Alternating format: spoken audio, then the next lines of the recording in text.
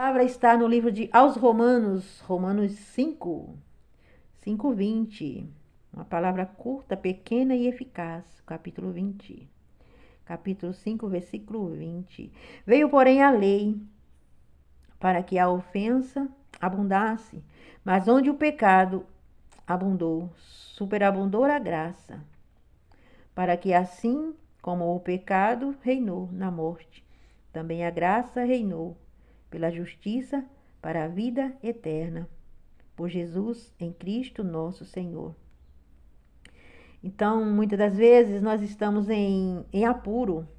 A palavra certa é apuro. E quando é que o homem está em apuro? Aqui relata, né? Aos Romanos 5:20, que pelo pecado entrou a morte. É a morte espiritual, porque o homem começa a morrer espiritualmente. Porque o pecado ele causa a morte espiritual. Quando o pecado entra, aí vem e destrói tudo. E muitas das vezes somos tão aliançado com aquele pecado, que as nossas vidas estão caminhando por um caminho, por um deserto tão grande, que muitas das vezes o homem não consegue mais retornar. Mas ali na frente, na palavra diz, ali na frente tem uma placa e uma seta. Retorne, retorne, volte para trás, dá 3 passos para trás e olhe aonde foi que você caiu. Aonde foi que entrou a escassez, a enfermidade, a morte espiritual, a separação, a destruição, a contenda, a enfermidade, a frieza espiritual, o gelo. Por isso essas igrejas estão tão vazias. Depois da pandemia, 3 anos de pandemia, os fiéis eles já não conseguem ter mais uma vida eficaz com Deus. A pandemia conseguiu colocar um gelo tão grande no homem, que a igreja que tinha mil ovelhas hoje se encontra com 300, 200. E aonde foi parar as 700? As 700, aonde elas estão? Elas estão aqui, ó, ao Romanos 5:20. Entrou a apostasia, entrou a frieza, entrou a depressão. O depressivo ele já não consegue mais ter o domínio da sua mente, porque é assim. A serpente ele vai minando sua mente. Ele tem várias formas de minar a sua mente. Muitas das vezes ele usa o seu patrão, ele usa seu vizinho, ele usa seu filho, sua filha, usa seus pais, seus irmãos.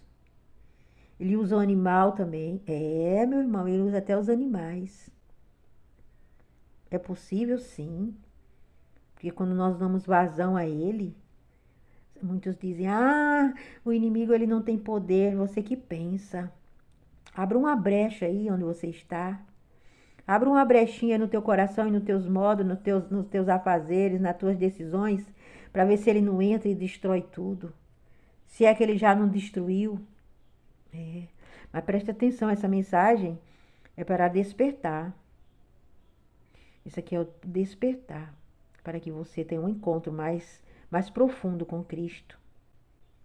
Se você está sem força, está depressivo, você não consegue mais ter aquela comunhão que você tinha com Deus, peça, meu irmão, aí onde você está, no leito, numa prisão. Prisão não significa só cadeias, onde o homem fica confinado por cometer delitos, não. Prisões é um monte, se encadeia um monte de decisões, separação sem causa, traição, frieza espiritual. Tudo isso são cadeias. E muitos, esses 700 que estão faltando na igreja, que tinha 1000 membros, eles estão em cadeias. Né? Aqueles que estão firmes em Deus, eles estão ali buscando a presença do Senhor, não conseguiram se afastar dos caminhos. Ele entra nos lares, eles chamam. Ontem mesmo eu estava saindo para encontrar com o Cristo, fui na casa de oração, encontrei com uma pessoa. Eu digo, aproveita que está na direção, me acompanha, eu estou indo buscar Deus. Ela respondeu para mim, Ah, eu estou indo ao contrário, você está subindo e eu estou descendo. Olha, olha, olha, olha, olha. Qual foi a expressão que ela fez? Você está subindo a rua e eu estou descendo. Meu Deus, eu disse, meu Deus. Em outrora ela era da mesma igreja. Hoje ela não consegue mais buscar a Deus. Por quê? Porque a pandemia trouxe frieza, trouxe gelo. Neste capítulo aqui, aos Romanos 5:20, Deus vai quebrar o gelo que está no teu coração, meu irmão. Peça a Deus. Peça a Deus, eu que estou aqui pregando essa mensagem. Todos os dias eu peço. Pensa que também não me bate a frieza? Sim, com certeza. A frieza espiritual. Mas eu abro minha boca. Eu escancaro. Muitas das vezes eu nem posso. Minha cabeça está doendo. Eu nem posso gritar, Jesus, filho de Davi. Jesus, filho de Davi. Jesus, filho de Davi. Olha para mim. Grita, meu irmão. Onde você está aí? Grita. Faça como o cego Bartimeu. Bartimeu, ele largou tudo. Ele estava para se casar, ele tinha seu negócio. Mas aí um belo dia não, um mau dia, o fogo bateu nos seus olhos, ele ficou cego dos seus olhos e ele pegou a sua noiva e disse, eu não vou mais me casar, porque eu não tenho mais o que lhe oferecer. Porque naquela época, o cego ele tinha uma capa, aquela capa significava que ele era pedinte, ele pedia esmola, porque não podia mais trabalhar. E ele pegou a sua capa, largou sua empresa, o seu negócio, sua noiva e foi embora. Ele saiu pela estrada, porque ele tinha ouvido falar que Jesus estava andando por aquelas terras, por aquela redondeza. Ele pegou a capa e foi para a beira do caminho. E aí ele viu umas pisadas, uma multidão de gente andando. E ele disse no seu coração, eu não estou vendo, mas provavelmente é Jesus, porque aonde tem multidão é Jesus. Aonde tem multidão naquela época era Jesus. Hoje não, onde tem multidão é o quê? Baile funk, droga, sexo. Ungia, né? Mas na época da Bíblia não, né? Na época de Bartimeu, multidão significava Jesus andando, passando por aquele lugar. E ele foi para a beira do caminho e ele gritava, Jesus, filho de Davi. Jesus, filho de Davi. Jesus, filho de Davi, tem misericórdia de mim. E os apóstolos, 12, a multidão dizia, cala-se, cala-se, está gritando demais.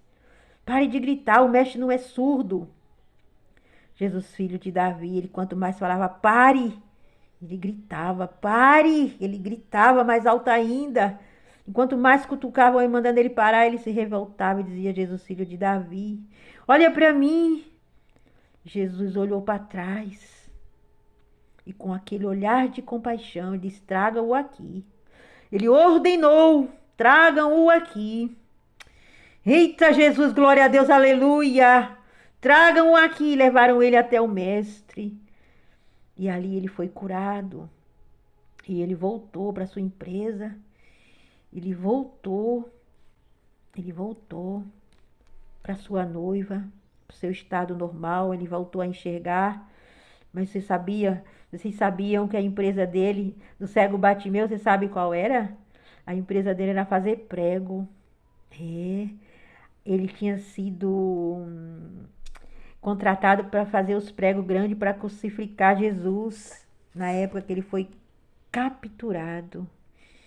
E ele, o centurião, ele contratou Bartimeu para fazer os pregos que ia crucificar os três. Os três iam ser crucificados na cruz. E aí veio este mal. Mas o Senhor Jesus, ele não olhou por este lado. Ele tinha fabricado, ele tinha acabado de entregar os pregos para crucificar Jesus. Eram muitos pregos. Mas Jesus olhou para ele e o curou. E ele voltou, e ele seguiu a Jesus. Então hoje, neste exato momento, Jesus está voltando. Jesus está olhando para trás e olhando para mim e para ti, meu irmão. Creia. Creia nesse olhar de misericórdia. Creia, ele vai te tirar dessa situação, deste abandono, desse charco de lodo onde você se encontra, dessa prisão. Ele vai olhar para trás e vai te enxergar. Basta você gritar mais alto: Jesus, filho de Davi. Jesus, filho de Davi, tem compaixão de mim. Se você gostou da mensagem, assine o meu canal, Eli Marie, mas se você não quiser assinar, não tem importância. Guarde essa mensagem dentro do seu coração e você entregue para alguém, assim como eu estou entregando para você, porque ontem eu fui alcançada. Eu fui alcançada pelo mestre, porque ele olhou para trás ontem à noite. Ele olhou para trás, porque eu estava lá como cega, a cega Bartimeu. E ali meu coração não estava gritando com a minha boca. Porque muitas das vezes a minha perturbação na mente é tão grande que eu grito dentro de mim, Jesus, filho de Davi, olha por mim. E ontem ele olhou. E por ele ter olhado para mim, hoje eu estou aqui levando essa mensagem para você. Ela é sua. Tome posse da cura, da libertação e da transformação que você clama. Levante e anda, Jesus está te chamando. Entrega essa mensagem para alguém. Não fique com ela, porque se você guardar ela, deletar, você está roubando a vida eterna de alguém. E o reino avança. Jesus voltará mais em breve, né? Porque você está contribuindo para o reino. Até a próxima.